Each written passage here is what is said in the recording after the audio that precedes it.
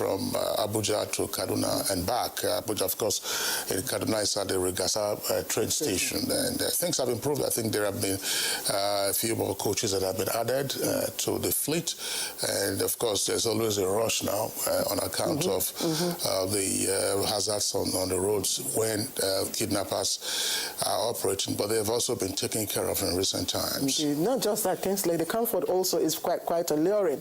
A lot of people, who want to feel the comfort, be comfortable as you make your journeys, and I think the Abuja-Kaduna train ride is quite, an experience you don't want to miss. But also to mention is the completion of the Itakpe-Ajaokota rail line, which traverses the states of Delta, Edo, and Kogi, and that's after 3 decades of being abandoned. So we are told, and indeed commercial activities did commence at the start of that trail access, especially with the haulage of cargo, which of course takes the pressure off our highways, hopefully. That's right. Now, despite the drawback of the coronavirus pandemic, the Lagos-Ibadan standard gauge rail line also had, as it were, a test run, which was carried out last year with new coaches and locomotives for the route. All right. Now, of course, certainly that is one leg of the bigger project that is expected to terminate in Kano. That's to say now the other leg will run from Ibadan through a number of other cities before terminating in Kano. Kano, indeed. So with the Lagos-Ibadan standard gauge becoming a reality, expectations have risen to the roof for the delivery of other railroads that have been awarded, just like, Kingsley earlier indicated, the end part, the Ibadan, that's Lagos-Ibadan-Kano corridor, which we earlier referred to. Now, there's also Maiduguri, Port Harcourt, Abuja, Itakpe. That's the Itakpe to connect to the Abuja, capital city, and there are quite a number of others that are on the master plan. Now, apart from the relative growth in the rail sector, and of course the ongoing rehabilitation of some of the major arterial roads, the waterways are other aspects of transportation with tremendous potential for facilitating the movement of people and goods around the country. Okay, so let's talk about the waterways. Now, Onitsha River Port, which has been Falu and underutilized since it was built in 1983, received containers, we're told, from Onne Seaport last year, and that's during a test run. And the second phase of the test run is expected this year and will involve the movement of containers from Lagos to Onitsha and then back to Lagos. There are, of course, high hopes of opening up the waterways in the country as a viable alternative means of transportation that will, of course, also facilitate higher intermodal transportation means in the country. Certainly, if you would like to know more about the transportation outlook for the year with the principal focus on the maritime and rail sectors, stay with us in our conversation segment on Good Morning Nigeria today. I'm Kingsley Osadolo. Good to be back and Happy New Year to our viewers. Indeed, Kingsley, I should say, we gladly welcome you back, and you are indeed looking refreshed, if I may use that word. Tell us about your travels, your journey. We were talking about transportation. Well, how seamless was it? It was, probably not the classic example. I flew, so... Yes, how did it go?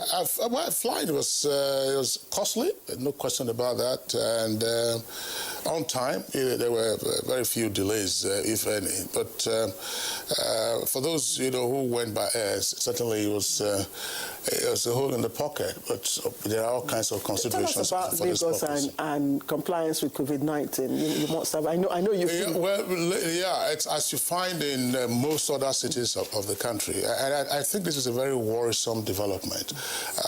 You get into some places and you look awkward as you're trying to maintain a social distance, or you are having your face mask on, and you try to engage in a conversation, and everybody is telling you that this coronavirus is not there, big people now they kill, and you're just asking yourself, look, there are daily, if not frequent reports of fatalities arising from this, and last month, that's December, and also this year already, we have seen a number of very prominent persons succumb to the ailment. So it's a major challenge that we face. On the one hand, the Presidential Task Force on COVID-19 is working flat out to ensure that all the variables was, fall into place for Nigeria to be able to overcome the adversity. And then here you are, the populace just seem to be recklessly careless about their own personal protection. And we have more than 1,000, tally today. And Kingsley, while you were away,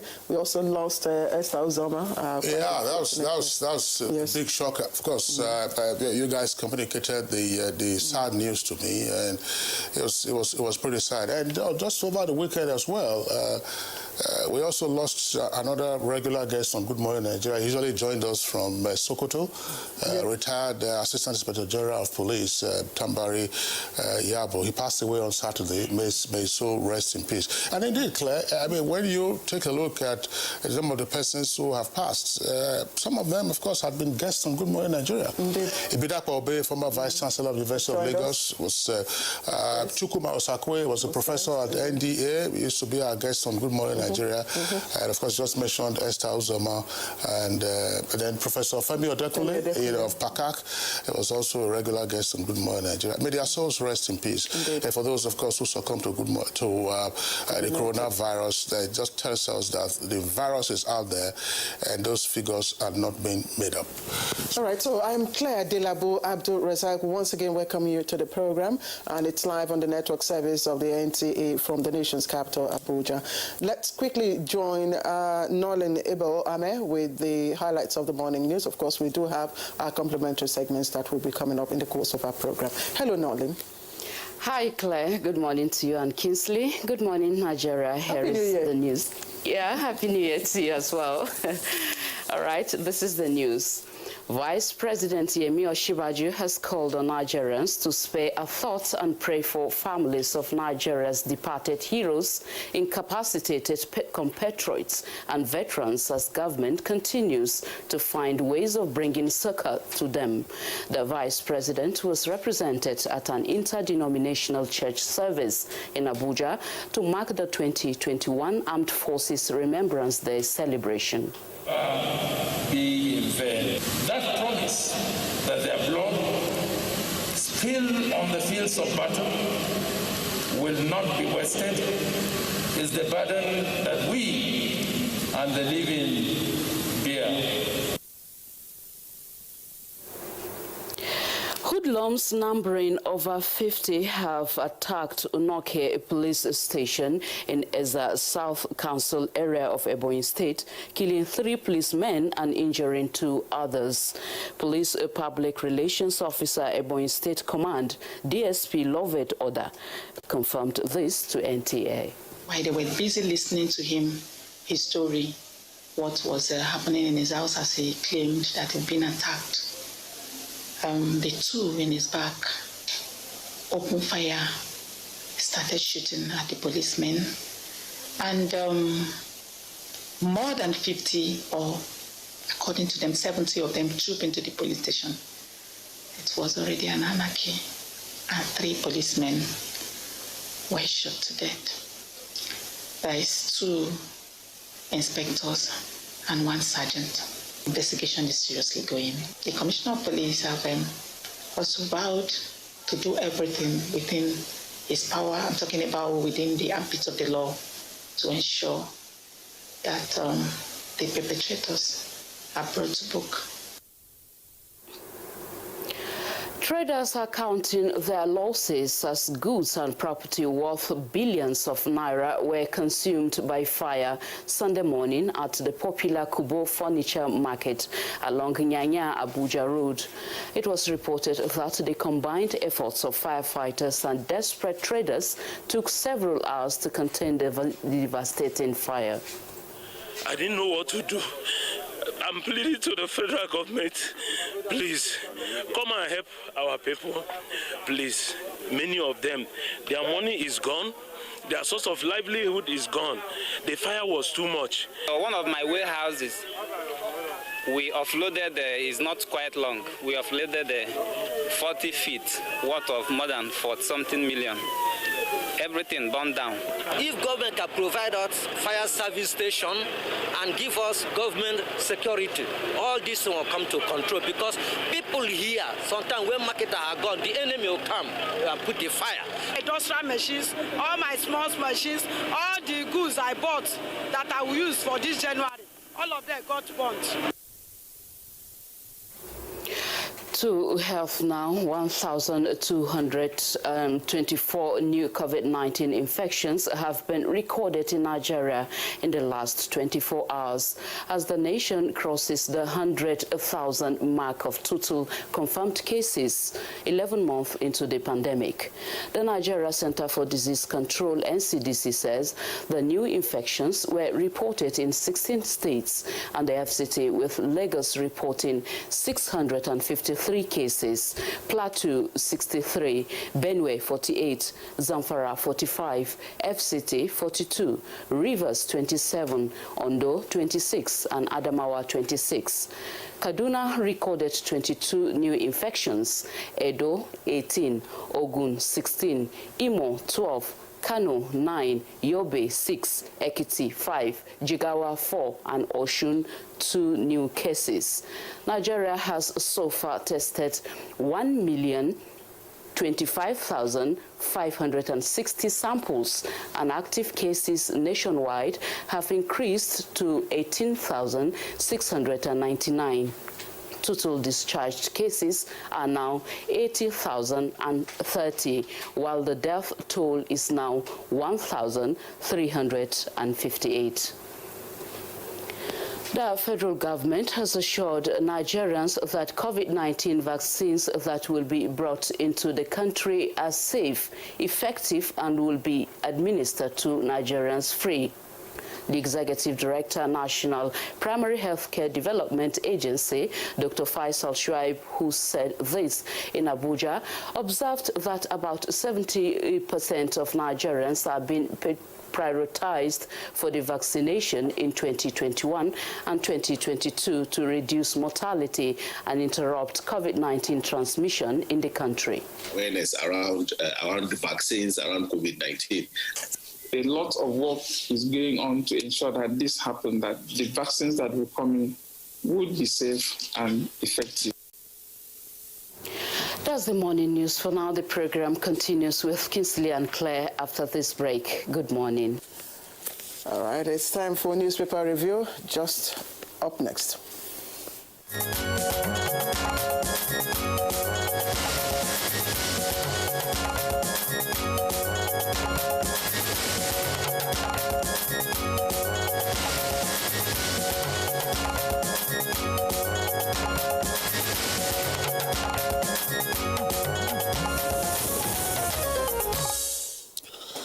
All right, our newspaper reviewer, Bayo Atoyebe, is here with us this morning. Bayo, good morning and welcome, and Happy New Year.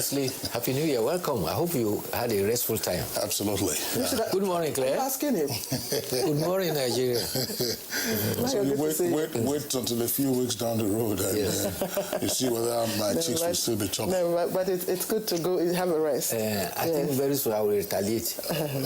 We will retaliate. We will retaliate. I'll appreciate that, and your family will appreciate it the more. All right, let's get on with the Punch. And the Punch has, the front page is quite busy. Let's begin with the lead story. It says, it's unsafe to reopen varsities now. COVID-19 guidelines absent, and that's attributed to ASU. The writers there, 3 of them, says students shouldn't return to crowded hostels' classes, declare lecturers. Holding physical lectures now will be disastrous, says FUNAB ASU. And we won't expose our members to health hazards, UNICAR lecturers. That's quite interesting. And the picture story is, I think that the Indonesian military, during a search and rescue operation for the air flight which crashed on Saturday shortly after takeoff from Jakarta Airport, that happened on Saturday, it's all there. Other stories. Fire touches NIS headquarters, that's Immigration Service. That also happened yesterday evening. And Abuja Furniture Market also located at the Kugbo area, that's along Yaya Karu axis on the outskirts of Abuja, also burnt down. Anambra Motorcycle Parts Factory was also not left out in the whole fire incident. All happened yesterday. Details of this fire incident you can find on pages 4 and 5. Again, Autumn self-isolates. PAMSEC family test positive. Autumn self-isolates as PAMSEC family test positive. And we're in haste to sack Fintiri from power, as Governor Abu. Details of that on page 11. Now, stories trending at the foot of the paper. 28 gunmen killed as Boko Haram invades Yobe community. Kogi gunmen kill Saudi-based oil expert after ordering last prayer. That's on page 4. Now, varsity workers plan 3-day protest over IPPIS and 40 billion naira sharing. It's on page 7. Let's take you to above the nameplate. Above the nameplate says Electoral Act amendment won't guarantee free polls, and that's coming from INEC. And oil nears $56, that's per barrel. Federal government may reintroduce fuel subsidy. And details of that on page 27. Okay. Kingsley. All right. Let's also take a look at the window page of the Daily Trust newspaper. Immediately below the name flag says Lagos police stations still in ruins as operatives battle rising insecurity. That's page 3. On page 10, Oyo killings. Mieti Allah denies joint patrol with Amotekun. And as 37 firms enjoy 3-year tax rebate, federal government adds 1 year for SMEs. That's page 19. This story, of course, talks about some very horrible accidents that occurred over the weekend. 37 burnt to death in Bauchi and Nasarawa road crashes. Taraba Prince, wife and 4 children perish. Buhari and others condole ex-rep Ngoroje. Children and women among the dead in Bauchi. You can see the photographs there of the crash scenes in Bauchi, and Hamman Gabdo, the family that perished in the Akwanga road accident. Akwanga is in Nasarawa State. Our hearts go out to the families of the victims, and we pray for the repose of their souls. Police arrest 2 over Kano shooting. Herbalist caught with human parts said he bought for 2,000 naira. I am alive, hale and hearty, says Christian Chukwu. That's the former captain of Nigeria's Green Eagles, now known as Super Eagles, the team which he also coached. He was on the news yesterday, on the network news on NTA, speaking about it. And he was surprised. He says, look, I'm surprised. Who could be fueling such fake news? And he just celebrated his 70th birthday. Exactly. Yes, he was lamenting that they have his numbers. They could have got in touch with him to confirm. And they went on to go announce that he has died. And a lot of people had to start calling him, and he was very appreciative of the gesture. But it goes to confirm the fact. When you get information on the social media, cross-check before you spread them. Sadly, the papers are full of tragedies and news. And that is the sad part of life. Sometimes these things, when they come in torrents. Indonesian Sriwijaya airline took off, and 9 minutes later plunged into the deep sea. The good news is that they have been able to at least trace the fuselage, and they are about to get the fuselage and the black box out of it. But sadly, the passengers include 62, including 7 children and 3 infants, very innocent ones. The flight track showed that 9 minutes after the plane took off, the 737 aircraft, it plunged deep into the sea. Here in Nigeria, we also have a fair share of the tragedies. Fire at the furniture market. At the beginning of the year, there was alarm that rains will be coming and there's flood. And then towards the end of the year, there was also alarm that there's dry weather and we have to be very careful with fire. And the fire that engulfed the planks market here, the furniture market, it was recalled that it's becoming almost a yearly affair. In 2019, there was fire there that burned down about 50 shops. So something has to be done. The other one was in NTA, where a motorcycle factory was also engulfed in fire. There was an electric cable that was said to have snapped and fell on the factory. And a lot of things were also in ruin. The others are the accidents that happened on the highway. A staff of the Nigerian Communication Commission was returning to Abuja after having visited Taraba, and just about Akwanga, just overtaking over a hill without seeing the other end. Oh, dear. The two vehicles collided and then engulfed in the fire. So the man, his wife, and of his 4 children were among the victims that died. There's this strategy that some people use. They say, when you are traveling, don't put all your eggs in the basket. The full family traveling that is often very wise to make sure that at least you try separately. In such instances, you will have at least beaten some opportunity. The other one is... That's actually more advisable, yes. More advisable for air travels. For air travels, yes. You don't stack yourself and all members of your family on the same flight.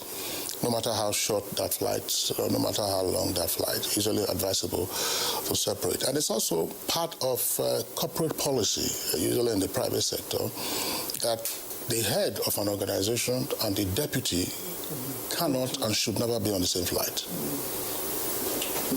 Indeed. And you almost forgot the NIS building that was also gutted. Yes, luckily, the NIS is already saying that it will not affect their activities, but the Federal Fire Service were able to arrest that incident very quickly. The other concern is the news coming from the resumption of the universities. Nigeria Universities Commission has directed university to resume January 18th. But the academic staff union is saying that COVID-19 protocols are not available at most hostels and lecture rooms. University of Port Harcourt has provided 400 thermometers for the process of resumption. UNILAG is to decide on the day of resumption on Wednesday. So what does that mean? What does that mean? I mean, it's private universities, even during the lockdown, we're having e-learning. So what is the problem with public universities, particularly, let's say, federal universities? So we're going to now say until the second wave peters out, the students who have been at home for almost a year now will continue to remain at home. A number of the students had actually started on their first semester, probably midway into that first semester. Yes. So what about writing their continuous assessment? Yes. So what exactly are we talking about? Is it also the responsibility of the federal government, say the PTF, to come up with providing the instruments or facilities you require for social distancing or for sanitizing the environment? Is it the federal government that will do that? You are running an institution. What are you supposed to be doing with your institution? And I think that these are some of the things and then there is also, I mean, Claire read that from the Punch. It's there on the foot of the front page of the Punch. That typically after ASU strike, you are seeing the non-academic staff union. They say they are doing their own warning strike now. Yes. 3 days. So when at the end of the 3-day warning strike, and while the students are still at home, and while ASU is saying that it is not safe to reopen, we're not saying expose yourself or your students to the hazards of COVID-19. Then non-academic staff will then say, oh no, we haven't talked about this IPPIS. We also haven't talked about any allowances. And you just have industrial actions going on in different parts of the workforce. Bayo, if you recall last year, we did raise the point that how do we begin to deal with the industrial crisis in the country? Look at the NIN registration. Yes. Did you hear of the union in NIMSI before this strike action that they embarked on last week? Already, Bayero University has cancelled the 2019-20 academic year. And the implication is that since the university were shut on 23rd of March, did the universities just fold their arms and waited? Because everybody was supposed to prepare for COVID-19. They ought to have anticipated that university will resume anytime if secondary schools and primary schools were all ordered to make provision for COVID-19 protocols. Why do they have to wait now? We will keep talking about these issues. We will keep raising awareness and giving more information. I'd like to thank you as always, Bayo. We'll see you tomorrow, hopefully. All right. You're watching Good Morning Nigeria, the network service of the NTA. We're just about to start our conversation, but before we do that, All right, you're still watching Good Morning Nigeria on the network service of the Nigerian Television Authority. Now, to begin our conversation, which is on the prospects for the transportation sector with a critical focus on rail and maritime for this year, 2021, let's listen to this background by our correspondent, Oyemi Ajayi.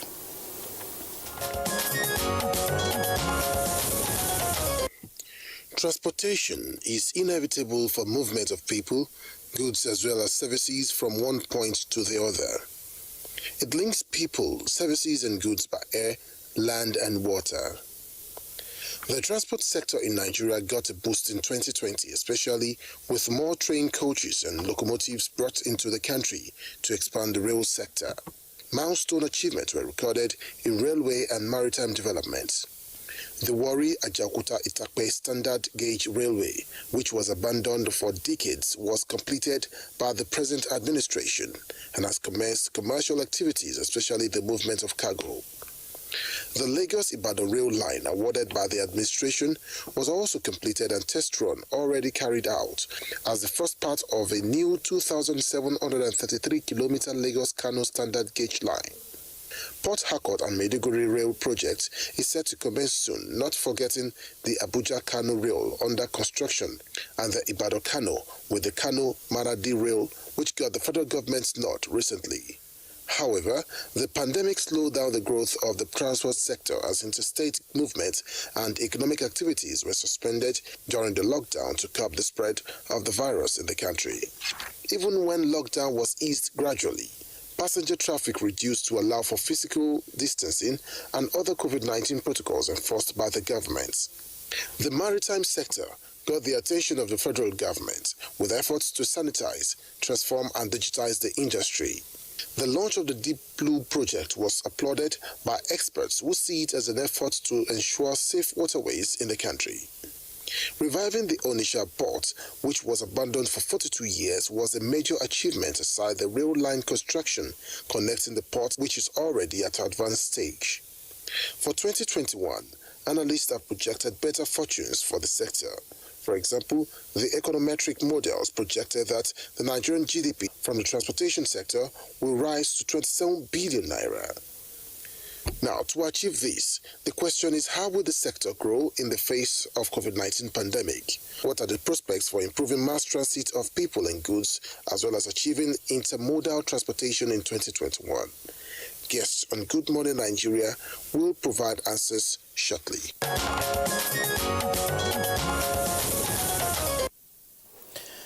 Very pertinent question there, Oyemi Ajayi, and indeed COVID-19 has become the parameter, by which all things now are being measured, especially world economy. So let me quickly welcome our guests who are already seated, those here in the studio with us, and of course, the ones joining us via Zoom. Honorable Minister of Transportation, Chibike Rotimi Amaechi, CRA, is here with us. Honorable Minister, Happy New Year to you. I hope they can see me. We also have right here in the studio Managing Director, National Inland Waterways, NIWA, George Morgalu, MD, of course. Thank you very much for joining us. My pleasure. Good morning. And joining us via Zoom from Lagos is Dr. Bashir Jamo, who is the Director General, Nigeria Maritime Administration and Safety Agency, NIMASA. We'd like to welcome you to Good Morning Nigeria and compliment of the season to you. Yeah, thank you very much, Claire, and good morning, my Honorable Minister and my big brother, the Director, the MD NIWA. Good morning, Nigeria. Thank you. Good morning, Bashir.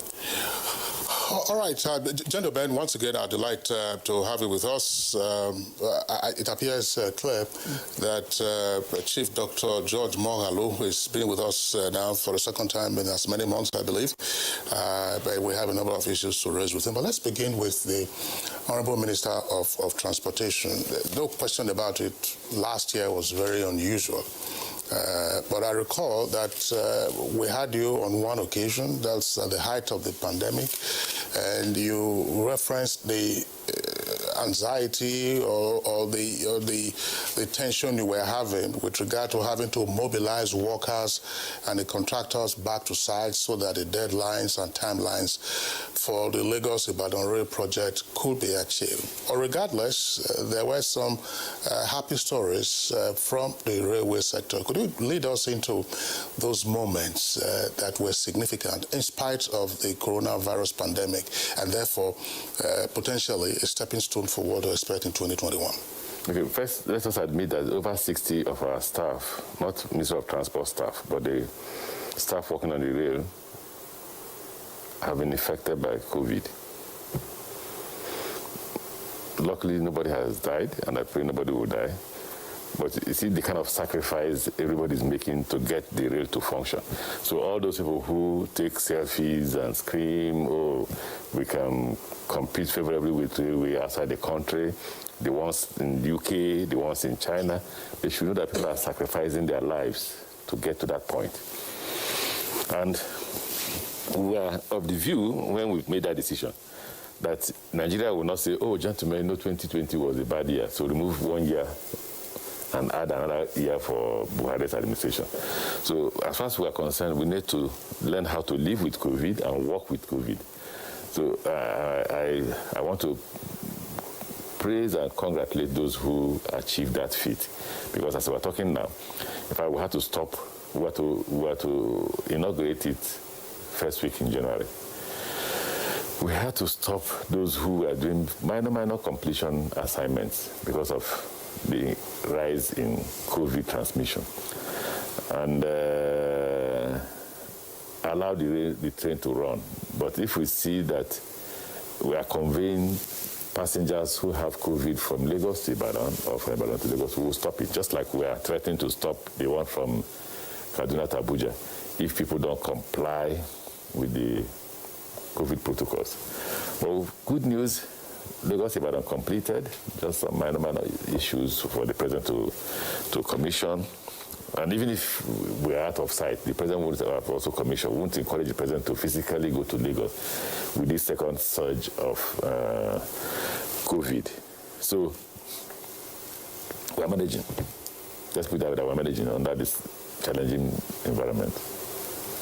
So do we, and I know it's quite a difficult period for all sectors really, but do we have timeline for inauguration now? No. The timeline will be dependent on COVID now. If COVID stops tomorrow, give us 2 weeks after it has stopped. We may not even need to stop completely if it reduces. Everybody was happy that there was no the increase had reduced drastically. So we're happy to go ahead and commission. And we had taken first or second week in January for commissioning. Unfortunately, it shut up. So everybody has to watch what is going on and make sure you keep safe and alive. So at the moment, what is this? Yeah, Claire, I was just wondering, what is the story? That's Lagos-Ibadan you just talked about now, namely the inauguration. The Itakpe Warri rail line was also flagged off. So what is the story? Because you were talking about shutting down services, assuming passengers on Abuja, Kaduna, and Kaduna, Abuja, continue to flout the protocols. All of them, not just Kaduna, Abuja. If Lagos, Ibadan, if they flout the COVID protocol, we'll stop it. Because don't forget that Kaduna, Abuja, we convey passengers, about 4,000 passengers in a day. In fact, 4,000 plus passengers in a day. So imagine that about 20 persons have COVID. They can transmit COVID to the entire 4,000 passengers. So let's assume, not disproportionately, we move 2,000 to Kaduna, and then 2,000 passengers to Abuja. The rate of transmission will be very high. So we can't continue that way. The same is applicable to Lagos. So for us, we insist that everybody must obey the COVID protocol. Wear your mask till the end of the journey, and then you step down. What's the level of work at the moment on the Lagos end, that's the Butameta end, of that corridor. I know there was a time we talked about building bridges and all that. What's the level of work done there? We almost finished. We said over 95, 96%. With the bridges? Everything. What's the main is just minor issues here and there in the stations, not even on the bridges, because we've done all those things. We can run. People are taking, the only thing they're not doing is they want to allow them to use the stations, so they don't destroy anything. That's one. So you have some minor things in the stations, like the hardware of the furniture, right? Just the station furniture, and in fact, that's all that's remaining. Are you going to retain because I know somewhere in Ilukweju you used to have this level crossing or something. Where's Ilukweju? Ilukweju in Lagos, Ilukweju where you have the rail cross-section. I don't know where it is. Is it near Agege? No. Ilukweju is on... Ilukweju bypass. Bypass, Henry Stevens company. Do you know Ubima bypass? Where? Ubima bypass. Ubina. That should be somewhere around Rivers where you were talking about. In the current local government area. The point I'm making is, you may know Ilukweju. I don't have to know it. The point. So I don't know where you're talking about, but anywhere there are about 30-something bypass that we're building. Lagos State government is also building some, right? But the one I know that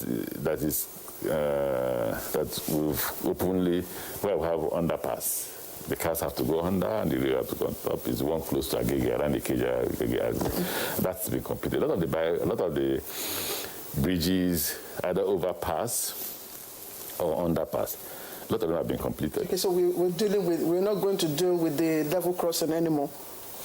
It depends on. The problem with Nigeria is that on their own, they create their own bypass. Nobody wants to walk to where there's a bridge. Nobody. Every village is writing to you, please create one for me here. So it means that we will literally be building not even for communities, for individuals. When indeed you need to walk to a bridge, it's the same on the road. See, why people die in most of our highways is because they don't want to use the pedestrian bridge. The pedestrian bridges. Well, one of the issues that had been on the cards that has to do with the intermodality from the ports to the railways, to other centers. What is the situation now with the rail connectivity inside the Tinkan and Apapa ports, and therefrom to other locations? Well, when we say we've completed Lagos, Abuja, Lagos, Ibadan, it also includes, even though there's still some minor work going on that should be going on inside the port, but at least by the time the President commissions, the first set of goods can leave, because there are over 3 to 4 rail lines inside the port. At least the first 1 to 2 rail lines can convey cargoes out of the seaport, while we complete the remaining 1 or 2. Well, no, I'm sorry, Honourable Minister. I'm just wondering. Some of those rail tracks got disused over the years. If you were coming from Apapa, for instance, you will see the rail tracks coming through Igomo, Butameta, past Costain, Butameta, and straight on. Is there any work going on there? Don't claim in Lagos from the ports. I'm just asking because based on my understanding of the geography of that location, so that if the President commissions, as you are saying, and the services become available, can they truly service that area? I'm asking this question because I'm sure you are familiar with the traffic gridlock in and around the Apapa area.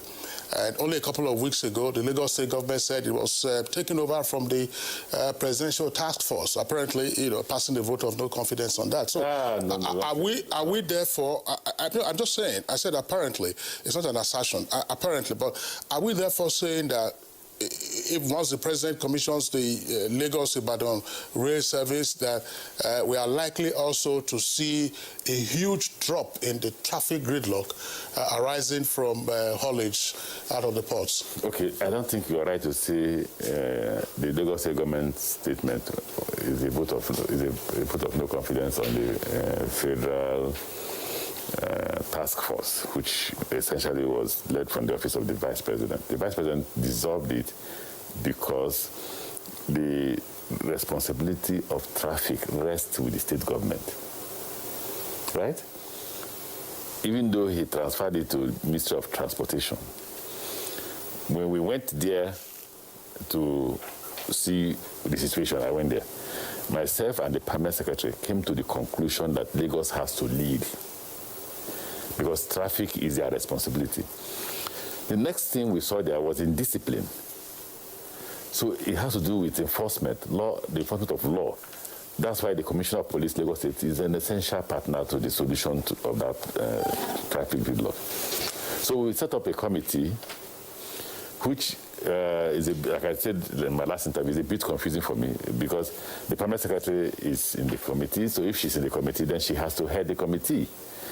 With the Commissioner of Police, Lagos State, Commissioner of Police Maritime that deals with NTA, and the Ministry of Transport, Lagos State Ministry of Transport, and others. That's the committee the Lagos State governor was referring to, because I called him and said, look, you people have to take charge, because traffic is the responsibility of the state government. Now, to respond to you, I've already answered that question, but you didn't want to believe my answer. Either you didn't want to believe or you didn't hear me well, maybe because of the mask. I said to you that we're already in the seaport, by there. But at the seaport, when you come into the seaport, is one track, single track. Inside the seaport, we have turned it into about 4 tracks. So I said to you that once the President commissions, at least 2 of those tracks will be available instead of the 4, because COVID is not allowing us to complete all. So at least 2 will be available to convey cargoes out of the seaport. That's not an answer.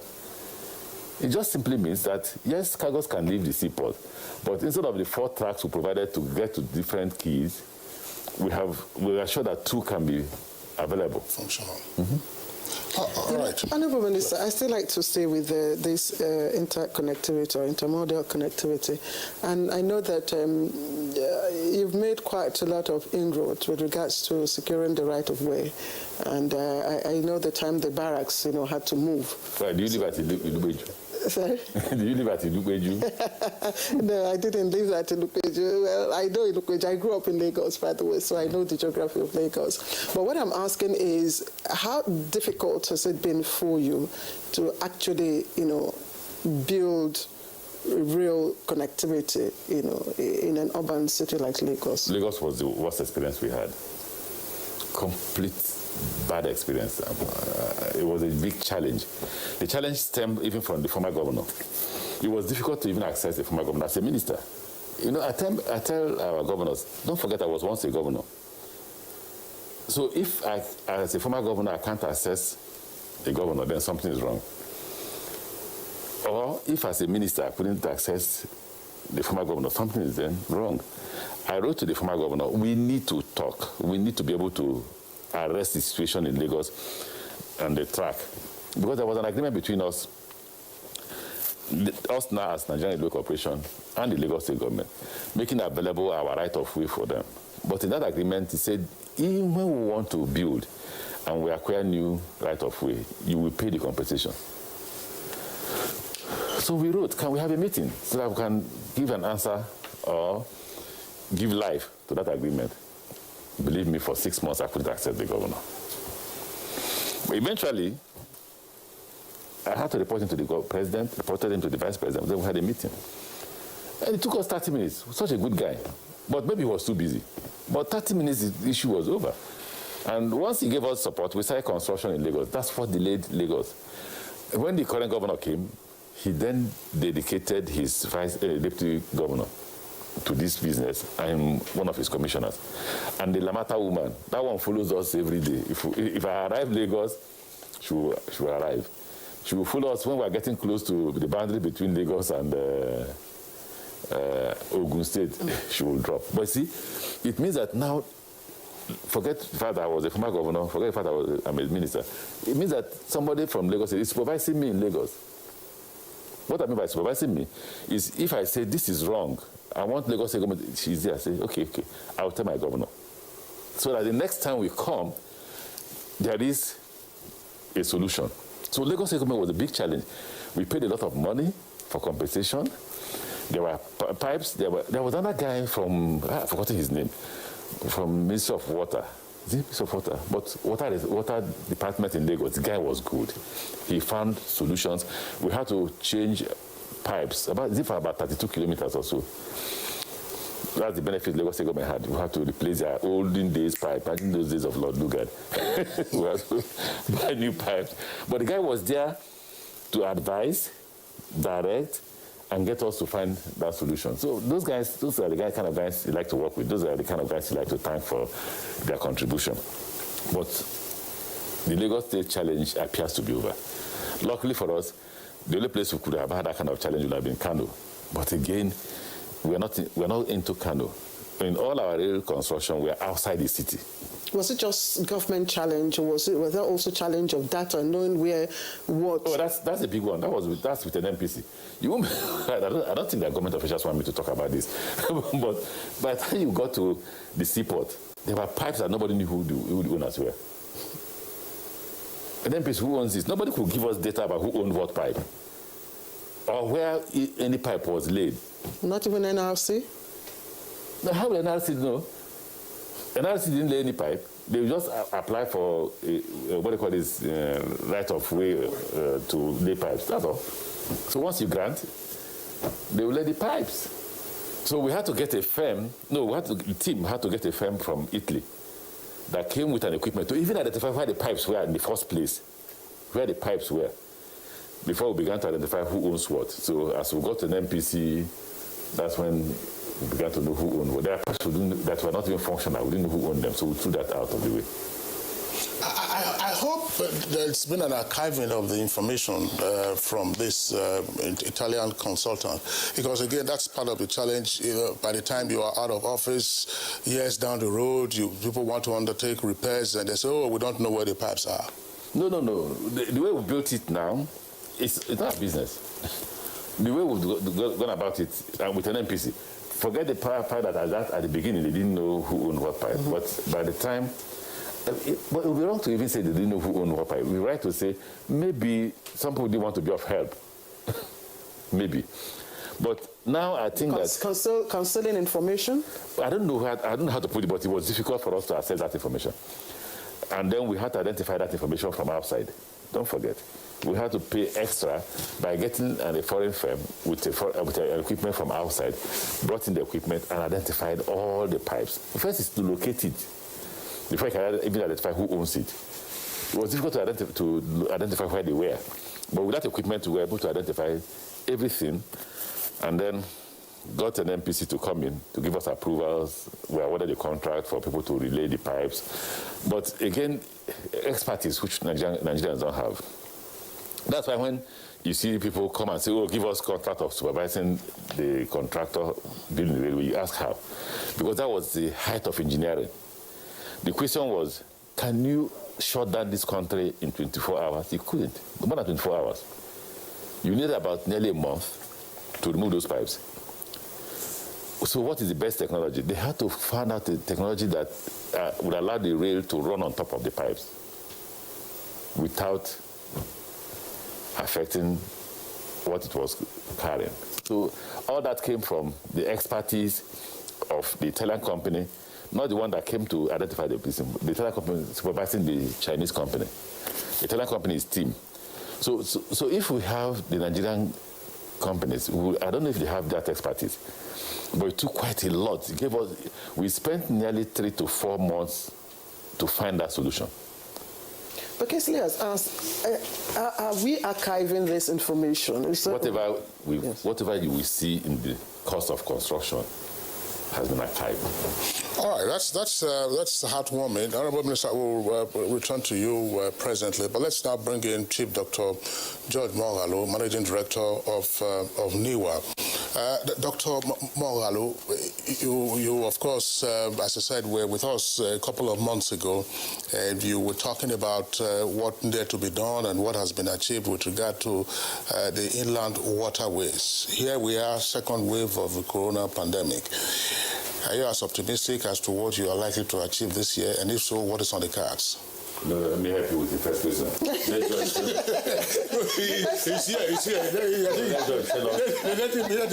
Let him tell us about Onitsha Seaport. Onitsha River Port. He started from that last time he was with us. Yeah, but so ask him since then whether there's been any progress. No. Because I'm tired of hearing it. Honorable Minister, you know, you are our guest. So we will frame... Guest, ask another question. All right, so Chief... to be honest with you, I would have been surprised if my minister didn't receive this. I would have been disappointed if the minister didn't. So please take the two questions. Yes, I will. But we hope that he will also be comfortable to answer about Barrow Port and access. All right, fine. He will. Let me thank you. Barrow too is on his test. Thank you very much. The truth about it is that, like the minister said in the course of his explanation, we have to live with the pandemic. It's a reality that is confronting the entire world. It's not about Nigeria now. It's about all of us. So we have to settle with that and then walk around it and be able to do what we have to do, because we cannot continue with the sustained excuse of pandemic, and then we don't have to do what we're supposed to do. So we are conscious of that fact, that challenge is there, but we're working around it to make sure that we don't lose steam, we don't lose mileage, we'll continue with what we're doing. So having said that, like you asked again with regards to where we are, with regards to the Onitsha River Port issue, yes, we are making steady progress. With the approval of the Honourable Minister, we're able to do the virtual due diligence. That's what we did last time. And then the documentations are ready. We are getting some more information both from ICRC, because it's not something that starts and ends between NIWA and the ministry. If it was a matter of just NIWA and ministry, then I can always assess my minister, and then I can always... almost 4 years. That's before I came. I inherited a challenge that I'm addressing. I'm only 1 year in office. So, but we're making steady progress. I'm very confident, very, very confident. So steady progress with regard to the concessioning or management? No, the concessioning, because that was what I met on the table when I came in, and we all agree there is a need for us to concession that port. The few things we've been able to do, like you mentioned in the course of your initial introduction, with regards to bringing the port back to life, we are conscious of that fact. We started on our own as a management, trying to create activity, opening up the port for cargo to come in using the badging process. Barely immediately before the Christmas holidays, we were able to license 5 organizations that are interested in badging. We've issued them the formal licenses, and on the 11th, on the 14th, I'm supposed to be in Lagos because they want to move cargo. To be able to achieve that and then make that place fully functional, we have engaged the importers, because one thing about the importation business is that it is the importer who decides or who determines where he will import his goods into. You can say, I want to import it into Lagos, I want to import it into Port Harcourt or Calabar. So, and because Onitsha is not yet a port of destination, what we are now doing is to engage the importers themselves so that they can now buy into the process of badging their goods as they arrive Lagos, so that one, we can remove them from the roads, two, we can also help in the decongestion process of our ports. So basically that's where we are, and hopefully once we kick off that process, I'm sure that it's going to impact heavily on the economy. Good enough. I know most of our efforts geared towards boosting economic, transactions, barging of goods and decongesting, the roads and all that.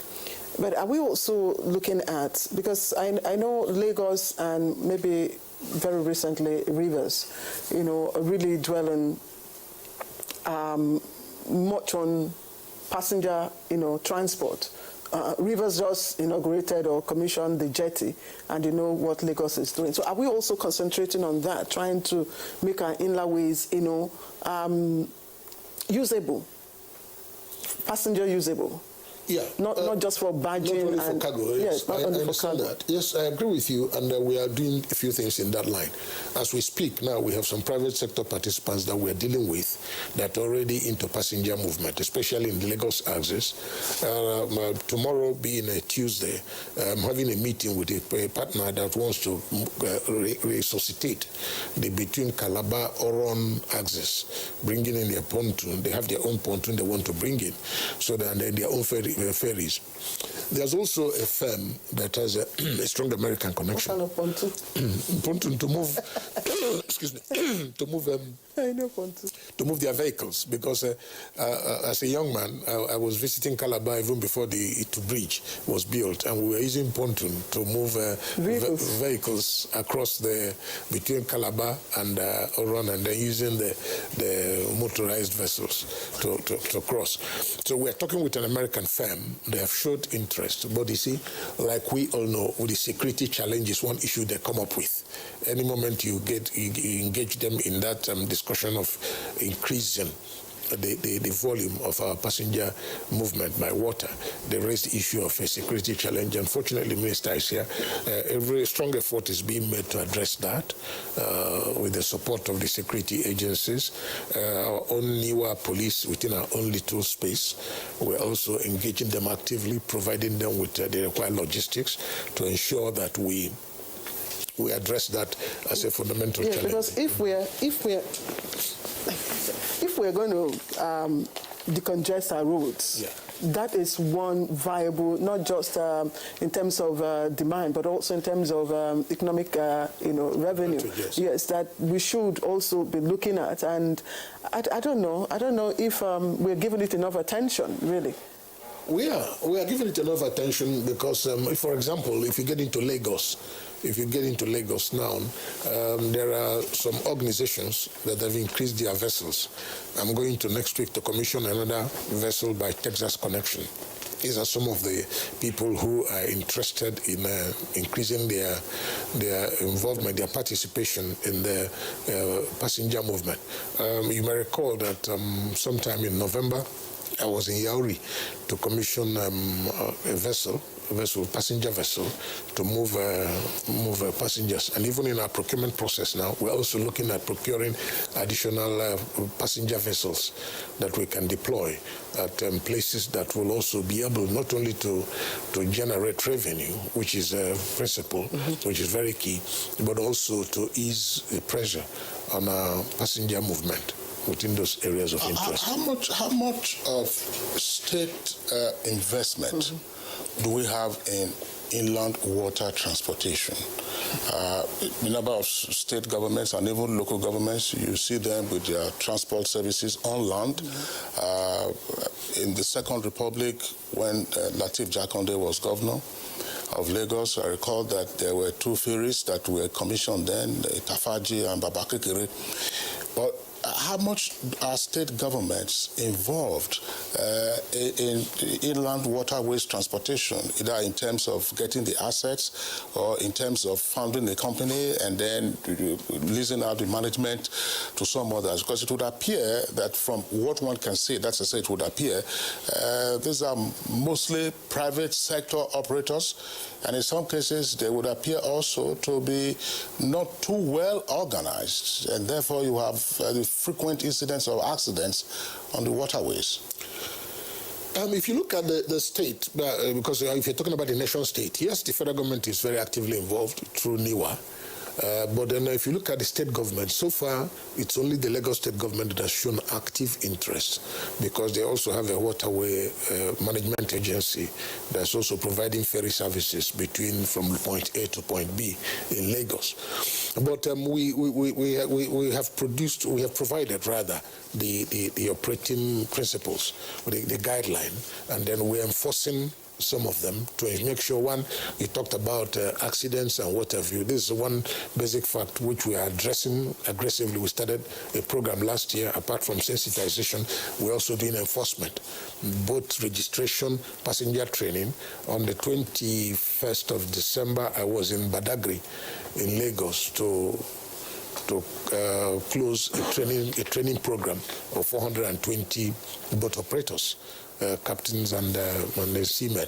We had a 3-day meeting there where we are doing their training. In Warri today, like I said the last time when I was here, we started a school, a training school. We have we have boat operators, captains, and everybody's being trained, and we re-license them.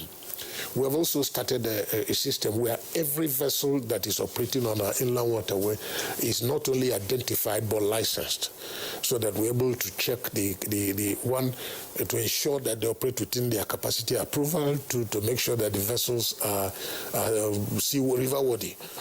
Because before this time, you find somebody just knock up anything and carry passengers and then go and dump people on the water. For NIWA, excuse me, for practically all the jetties we operate, there are basic principles that you must adopt. For example, you cannot go to any of our NIWA jetties without being properly kitted.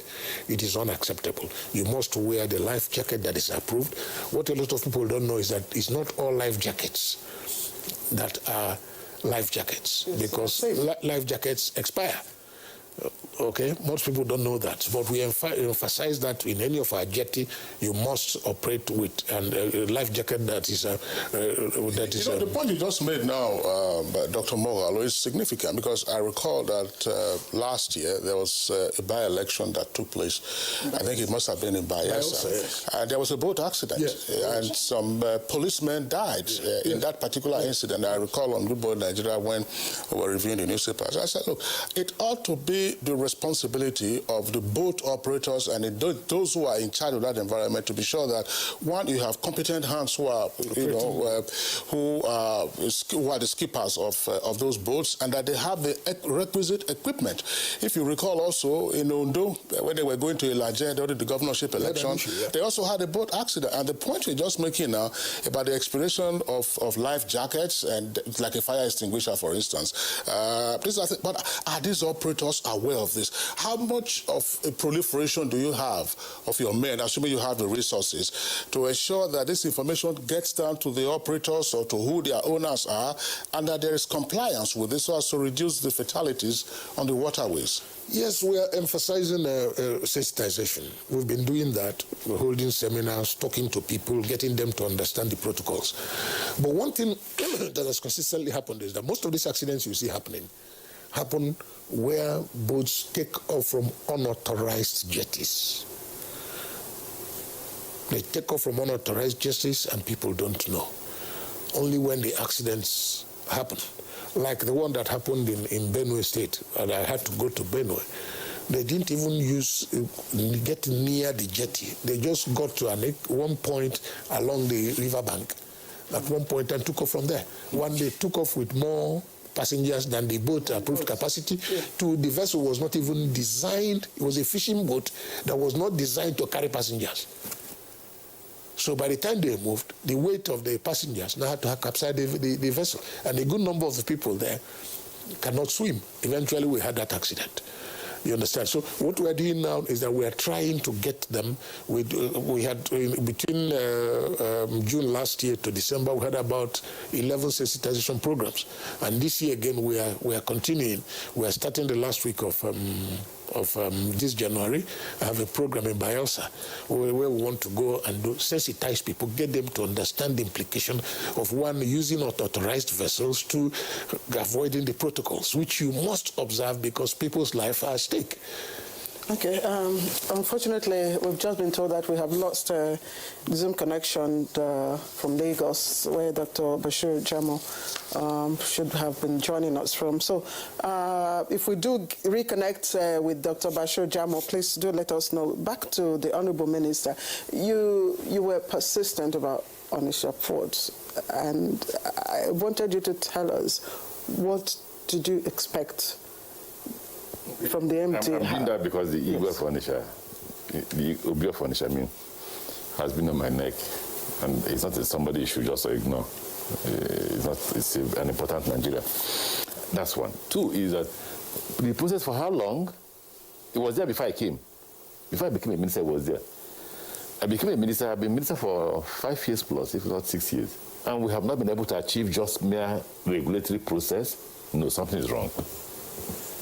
Something is absolutely wrong. How do you mean? I mean, where does this lie? Honestly, I don't know. Why I say I don't know is, look, the job of the minister is to give approval. So whatever time such request is on my table, you will get the approval.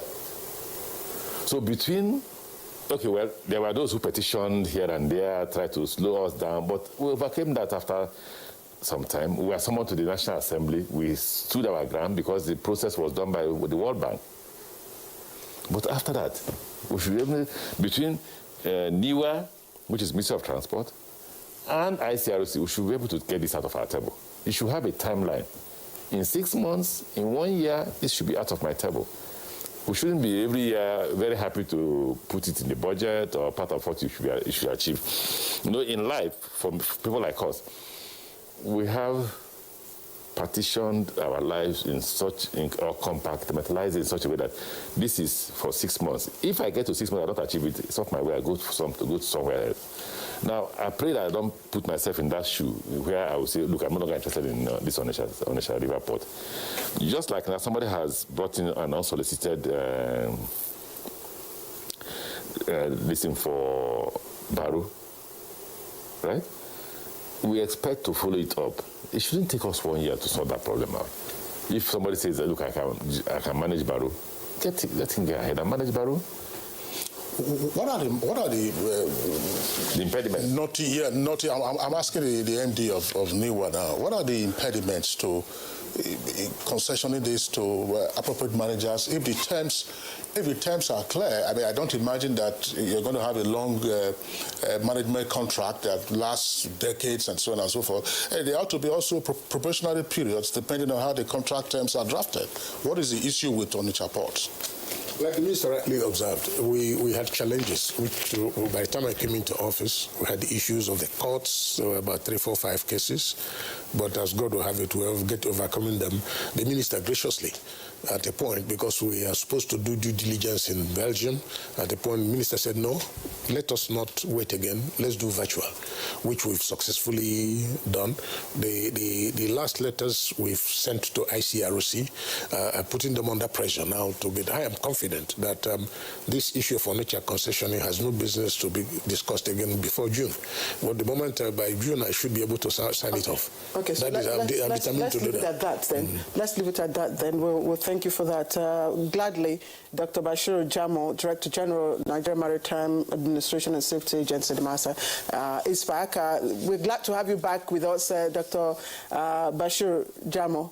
So let's look at 2020, for instance. How were you able to navigate impact of COVID-19 on the maritime sector? Thank you very much, Claire, and good morning again. Good morning, Kingsley, and good morning, my Honorable Minister. It's very difficult to discuss the progress of 2021 without reflecting back on the impact of this COVID-19 in the 2020s. We had a lot of setback, the issue of safety hazards, the crew fatigue, we do have a lot of problems of human errors. The issue of insurance claim and losses in terms of cargo damages claim, and then maintenance problem as well as breakdown of so many, equipment. The Honorable Minister and Mogalu discussed a lot on the issues of this COVID-19, and we are trying to live with it. But the important thing is that, in shipping, there is no how we can discuss effectively without the issue of CPRs. CPRs are very, very important. They are the human elements of shipping. And while everywhere is locked down,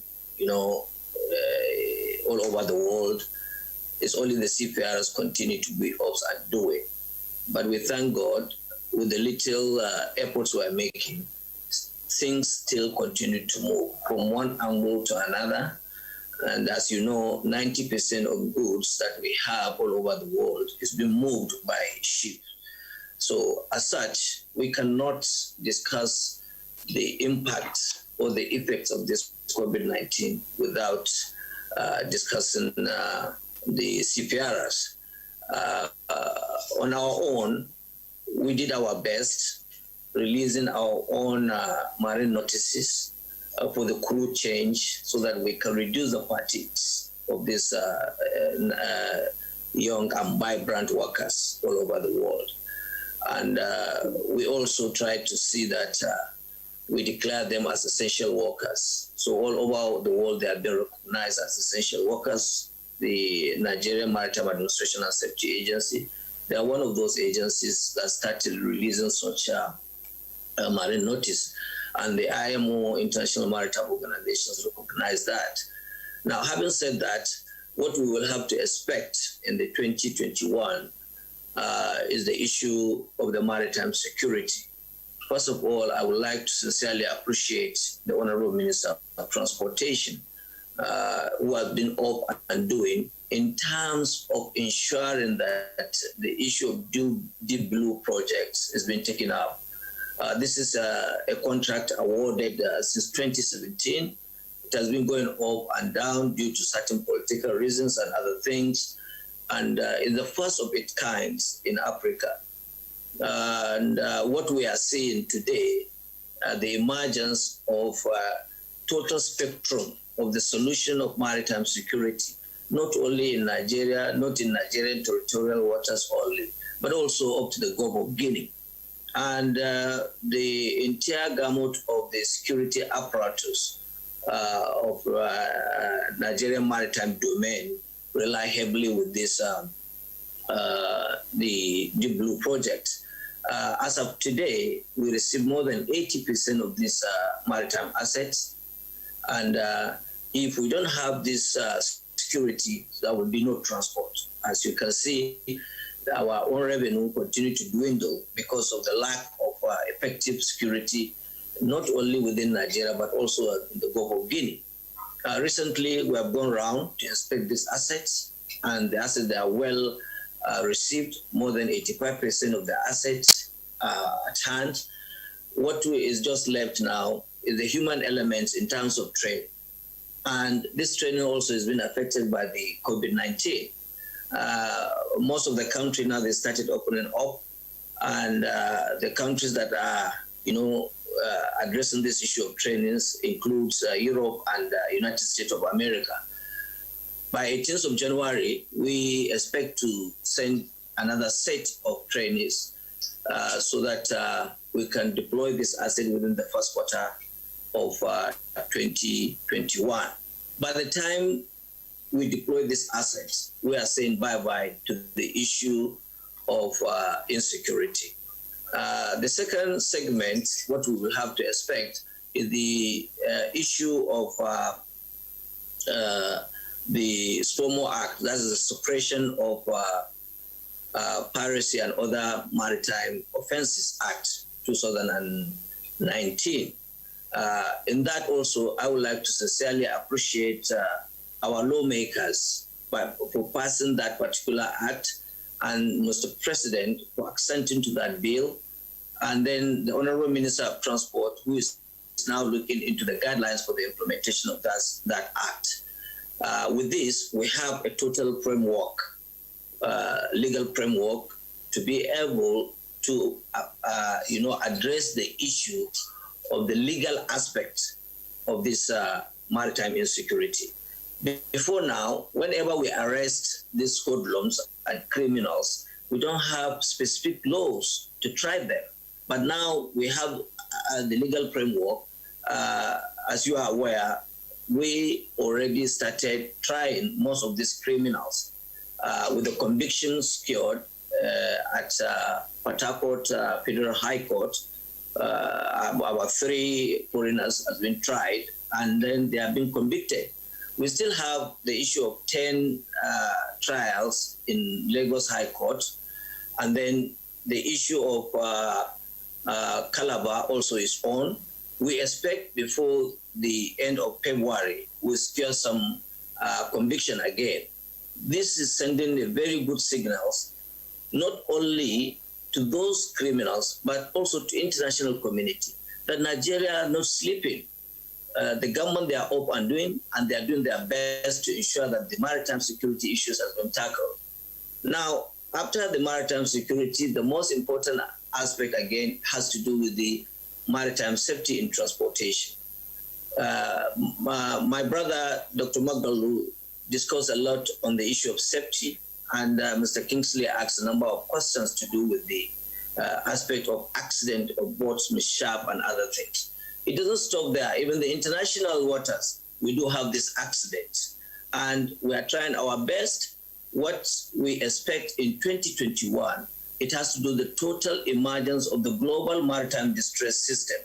The global maritime distress system is an internationally recognized distress and radio system for ships. Wherever they are in distress, so they can be able to get in touch with the nearest maritime administration of that country. So in Nigeria, we have 4 centers. Presently, we concluded the implementation and installation of equipment at the Regional Maritime Coordinating Center in Kirikiri here in Lagos. That one is up and doing. We are now moving to the Takwa Bay. Takwa Bay is almost completed here also in Lagos.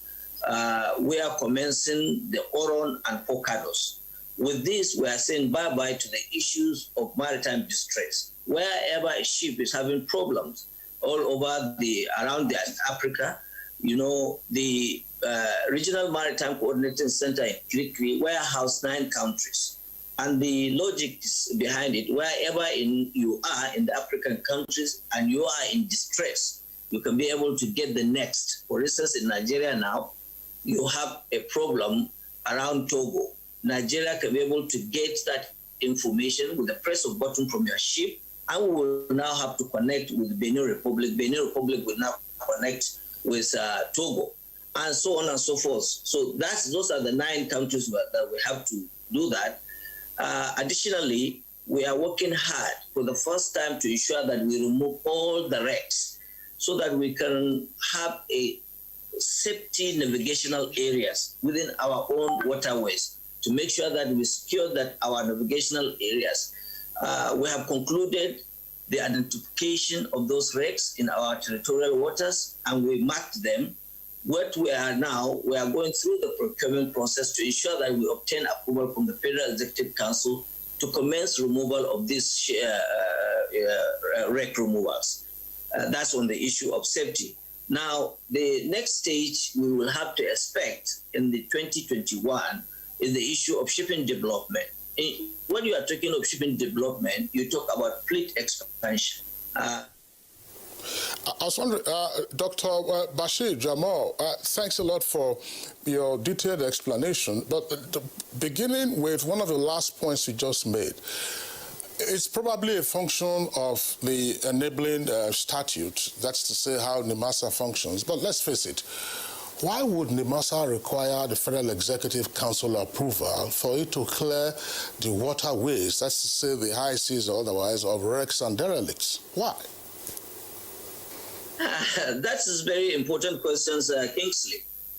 It's a function of fund. Kingsley, removal of wrecks in our own navigational areas is not an overnight affair, and it's not an issue of 1 million or 2 million. This is a capital intensive, so it has to go into a serious scrutiny. I can tell you, Kingsley, removal of wrecks from Badagry to Tinkan Island, we estimated not less than 28 to 40 ships under our own sea. That is causing a lot of havoc. So it is a big ticket transaction. Now, to remove those wrecks from Badagry to Tinkan cost Nigerian government not less than 3.7 billion naira. So this is not an issue of an individual to take. Now, you are now going to look at the issue of a western zone, that is the Lagos territorial water. Then you move to eastern zone, which is around Port Harcourt. You go to central zone. If only from Badagry to Tinker can cost us over 3.7 billion, you can imagine when you escalate the entire cost to the whole Nigerian territorial water. I assure you we are not going to part away with not less than 12 billion. And in so doing, the federal government must know what process, what are the procedures, where are these wrecks, how large are these wrecks, and then remember, after spending this much, the wrecks itself is an asset, because when you remove it, you will have to recycle it, and people will come and buy. The government would like to know what value are we getting back from this asset. So it's not a matter of a one-day affair. You can see if you littered your own cars, dead cars around the street, you can imagine what kind of havoc can cause to the individual motorists. Talk less of our own waterways, because you may not know what is under the water. You are navigating safely with your ship. At the end of the day, you find yourself crashing with those ships. So that is what the procurement process requires. Each and every segment of government, they have their own threshold. The threshold of expenditure for removing wrecks, as far as the issue of our procurement, National Procurement Act is concerned, it must go to the level of the Federal Executive Council. Well, thank you. We have a number of tweets, but before we take them, just this question for you. I know in the past we've had a huge number of youths from the Niger Delta being trained as seafarers, quite a number of them. And the complaint at the time was when they do get the skills, they come back with no jobs. So has that changed? And where are we on the issue of a national shipping line? Well, thank you very much, Claire. I just mentioned this issue of fleet expansion in terms of what we are trying to focus in the 2021. In Nigeria, investing in ship acquisition is a very huge amount. Unfortunately, our financial institutions, they don't have long-time loans. When you are going to borrow, in Nigeria, maybe the window that you can get maybe maximum 2 to 3, 4 years. When you are acquiring a ship, it takes you not less than 20 years to start reaping the benefit of that.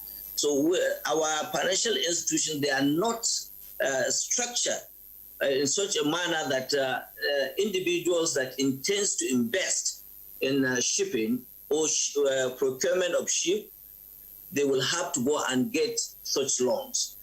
Unfortunately, most of the stakeholders rely heavily on what we call cabotage vessel financing funds. And in 2021, we expect to see for the first time, these particular funds will now come to the stream. We started collecting this money since 2003, but for one reason or the other, we were unable to disburse such funds. So with the disbursements of funds, Nigeria will have the opportunity to start procuring ships that these young Nigerians will be able to benefit for employment of this. Well, I agree with you. Number of them will come back from their training without a job. But I want to assure you, Claire, that we have a number of them that has been recruited both internally and external. I had discussions on one of the former governors of Benue State who sponsored some of his, citizens from Benue State who affirmed to me that most of those that he sponsored into this particular scheme, which is a special policy introduced by the federal government of CPR's development program, they are now engaged in foreign ships. They are not even in Nigeria. And if you hear their own salary, you'll be shocked. So while we are having a number of them without job, we still have number of them securing job, not even locally in Nigeria, but internationally. And we are working our best. By the time the issue of CBFF comes into full stream, we will now see the emergence of a lot of employment windows and opportunities for these younger Nigerians. All right, Dr. Jamal, thank you very much. We'll still hope to retain you and get back to you in the course of the remainder of the conversation. You're watching Good Morning Nigeria live on the network service of the Nigerian Television Authority. We're taking a short break. All right, you're welcome back. And it's still Good Morning Nigeria, reaching you on the network service of the Nigerian Television Authority. Let's bring in again Dr. George Moghalu with regard to clearing the inland waterways of derelicts and wrecks. These are abandoned vessels, and we do know that sometimes this can also pose challenges. The Massa DG was talking about, of course, territorial waters, but for the inland waterways transportation system, how much of a nuisance are these derelicts and wrecks constituting, and what has been done about them? It's a very serious challenge. Nobody can lose sight of that fact. It's a major challenge, and what we do, it takes a process, almost the same process with what the DG Nimasa said. You identify them like we have done. When you identify them, you mark them. Then you now seek for the necessary approvals for you now to remove them. Wrecks, some of the accidents you have that has happened in the inland waterways are a consequence of the wrecks that you find in the course of our channels. So the challenge is there, and it is also being addressed because we have our mandate, which includes removing all those wrecks within the waterways, and then we are pursuing it. Okay, thank you. Dr.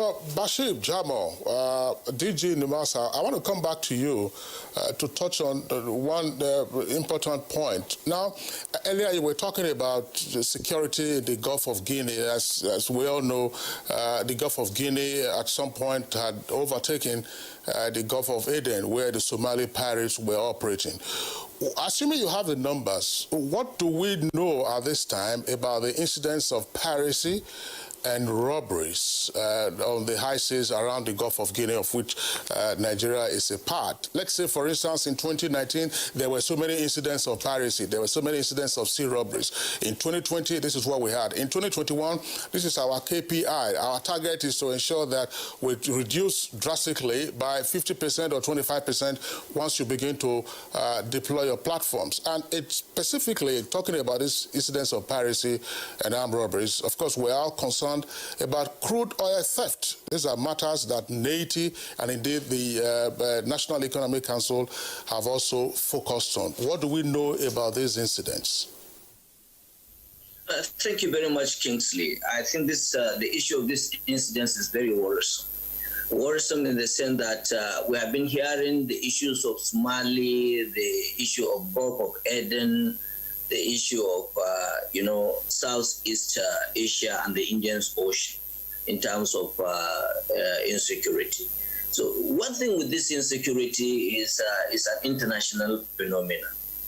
In those days, when the issue of Somali hope on doing, in Nigeria, we were a little bit calm, and we thought that all is well. So, Mr. Kingsley, if I can describe the issue of insecurity, it's just like a pure water. You go to Tinkan Island Sea, you drop a kind of the nylon of pure water into the sea. If you watch that pure water, nylon, it will move and circulate up to America and come back to where you drop it. And that is the issue of insecurity in our own waters. Anywhere you hear of insecurity, if you don't tackle it, so it will come back to you. Today, when we used to hear Somali as the most dangerous water, Nigeria is being tagged as the most dangerous water in terms of maritime security. But Mr. Kingsley, all hope is not lost. The instances of crucial and curtailed piracy is something that has to do with the international affiliation. It's a kind of syndicated business. But from your questions, what we expect in 2021, a couple of weeks ago, we see the emergence of this act, or maybe average in a week, 6 times. So it's almost 1 vessel per day. But we thank God from 2 to 3 weeks ago, we have a little calm water now. Now, this issue of maritime deep blue assets is the greatest joker we have as of today. And sincerely speaking, I must appreciate my Honorable Minister of Transportation, because that singular policy or the singular assets, the singular spectrum of those assets was his own initiative. And this is how a strategic leader is supposed to think. How do we, or what do we do? Because the entire asset, if you see it, for instance, if I have time, let me give you the number of assets we have. First, we have 2 special mission vessels, all kitted with communication gadgets that can see the what we call C4I. That is the center where our own intelligence is being gathered. Then we have 4 unmanned drones. We have 3 special mission helicopters. We have 2 special mission aircraft. We have 16 ammo tanks. We have 17 fast interceptors boats. Now, each of these assets can see and interface with each other, gather information, and pass to other, assets. With that, real time, on time, to be able to check such any attack or any things that may come against our own territorial water. Now, the information they are gathering, it will be on air, at sea, and on land. Now, when you gather the entire information, you come with images. And these images comprises of the attack from the pirates, attack on our pipelines in terms of crude oil thefts, attack on armed banditry and armed robbery from these hoodlums. So at the end of the day, we have a total spectrum that will look into the entire gamut of security within our own territorial water. So, unfortunately, Dr. Jamo, the clock is ticking away, and we just have to interrupt today and bring in the Honourable Minister. I'd just like to loop 2 questions into one. First, how are you handling the demand and security issues on the Abuja-Kaduna road? And with Africa now operating a single market, did our transportation master plan envisage a collapse of, interregional borders? Difficult question to answer. Until you see after. Yes. Until you see it operate, you can't reach conclusions easily. Let's be careful the way we conclude on that. And the first question about security: have you been attacked? Has anybody said to you the train has been attacked since 2016? The implication is that there are security measures, and they're not things you discuss on television. All you should know is to have confidence to board the train at any point in time the train is going and take you to Kaduna or back to Abuja. You should be rest assured that we are doing everything within our capacity to ensure that our train is able to go safely and return safely. Even when they claim that the train broke down, did anybody tell you somebody was kidnapped or anybody was killed? Even when one young lady said I was attacked, it wasn't the train.